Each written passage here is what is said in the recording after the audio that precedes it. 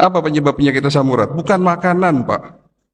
Kalau makanan penyebab dari asam urat, Bapak makan kangkung, Bapak kena asam urat, saya makan kangkung, saya kena asam urat, semua makan kangkung, semuanya kena asam urat, gitu. Kalau Bapak mengatakan emping, di soto Betawi ada emping, Pak. Saya paling hobi makan soto Betawi, tapi saya nggak pernah sakit asam urat, Pak. Seminggu sekali saya pasti makan soto Betawi. Ya. Bukan emping, bukan makanan. Ada yang tahu, Bu? Kurang olahraga, Pak. Oh iya, olahraga. Bayi nggak pernah olahraga loh, Pak. Nggak kena asam urat, Pak. Salah, Pak. Ada yang tahu di sini? Ibu-ibu mungkin tahu. Karena kalau benar saya kasih hadiah, general check up gratis loh, Pak. Bu. Ada yang tahu? Oke, saya jawab ya. Penyebab penyakit asam urat adalah terganggunya fungsi organ ginjal, Bapak Ibu sekalian. Di mana kita tahu bahwa fungsi ginjal adalah sebagai filter. Kenapa harus difilter? Apa yang harus difilter? Darah kita. Kenapa darah kita perlu difilter? Karena darah tempatnya racun, sisa metabolisme. Makanya Islam makan sapi, daging sapi itu halal, darah sapi haram. Islam itu benar, semua dapat dijelaskan secara ilmiah. Kenapa kita nggak boleh makan darah? Karena darah tempatnya racun. Maka oleh karena itu darah yang mengalir dalam tubuh kita harus difilter. Di mana sisa dari metabolisme dari protein namanya purin, ya, sisa metabolisme dari protein yang namanya purin itu akan menjadikan asam urat. Jadi kalau ginjal kita normal, Pak, itu tidak akan kena asam urat walaupun Bapak makan emping tiap hari, Bapak makan daun singkong, Bapak makan daging, itu tidak akan kena asam urat. Tapi kalau Bapak divonis asam urat, yang laki-laki di atas 7, yang perempuan di atas 6, sudah dipastikan ginjalnya terganggu. Lah di sini kita cari tahu lagi apa penyebab kerusakan ginjal, apakah infeksi, apakah ada batu, apakah ada kelainan di situ. Inilah butuhnya teknologi. Pengobatan holistik bukan mengobati akibat, tapi penyebab dari itu. Yang kita obati bukan nyerinya, tapi yang kita obati penyebab. Menjawab pertanyaan Bapak seharusnya, ya, menjawab pertanyaan Bapak, kenapa dok saya sakit diabetes nggak sembuh-sembuh? Kemarin ada sakit apa lagi tadi ibu, ya, komplikasi sana sini nggak sembuh-sembuh. Kenapa harus minum obat?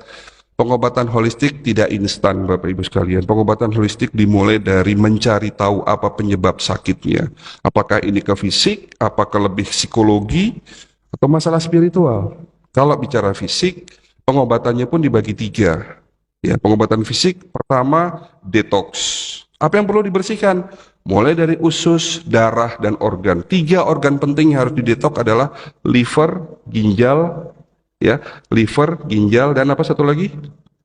Darah tentunya, ya. Lalu setelah program detox selama 1-2 bulan berjalan, masuk ke program defense. Yang kita sebut defense adalah meningkatkan imunitas. Baru yang terakhir adalah program restore, melakukan perbaikan sampai dengan tingkatan sel. Proses degenerasi kita hentikan, kita balik menjadi proses yang namanya regenerasi sel. Kenapa disebut penyakit degenerasi? Karena penyakit yang disebabkan kerusakan sel-sel organ. Jadi terakhir program holistik adalah restore, melakukan proses regenerasi sel. Dan itu bukan berarti secara instan, tidak butuh waktu. Terakhir pertanyaan dari Ibu, apakah boleh kombinasi antara obat kimia dan obat herbal? Ibu, pengobatan holistik bukan menggantikan pengobatan medis, tapi pengobatan holistik adalah melengkapi pengobatan medis.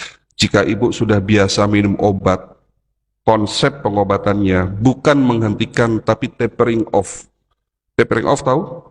Menurunkan dosis secara perlahan. Itu pun dimulai dari bulan ketiga.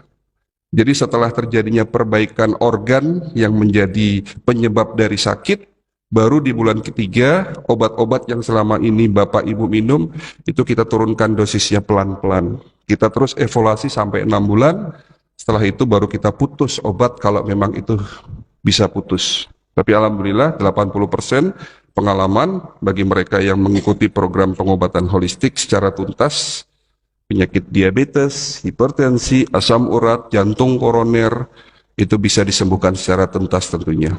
Oke. Mungkin cukup ya untuk pertanyaannya.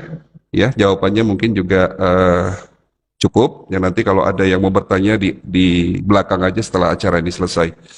Terakhir dari saya, ini adalah inti dari manasik ya, di mana bagaimana cara mencegahnya. Ada 6 langkah praktis. Monggo dicatat Pak, karena ini penting sekali.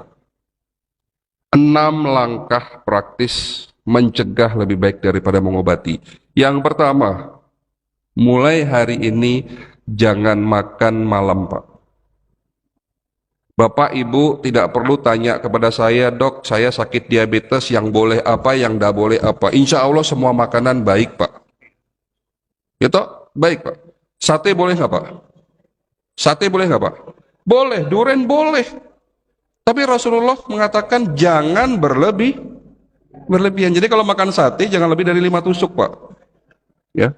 Makan durian Pak. Ini durian bagus nggak Pak? Bagus. Durian itu kolesterol baik atau jahat? Sungguhnya baik Pak. Asal duriannya itu dicari yang jangan berair ya. Jadi kalau cari durian itu yang pulen. Nah, ini tolong perhatikan. Saya dapat ilmu yang bagus dari Bapak Tuan Haji Ismail. Jadi salah satu mentor saya, guru saya di Malaysia adalah Tuan Haji Ismail. Dia punya perusahaan herbal terbesar di Malaysia. Dia juga salah satu tabib pengobatan tibum nabawi terbesar, terkenal di Malaysia. Beliau mengatakan begini, kalau mau makan buah, makanlah sesuai musimnya, Pak. Jadi jangan makan buah di luar musim, jangan makan durian di luar musim durian.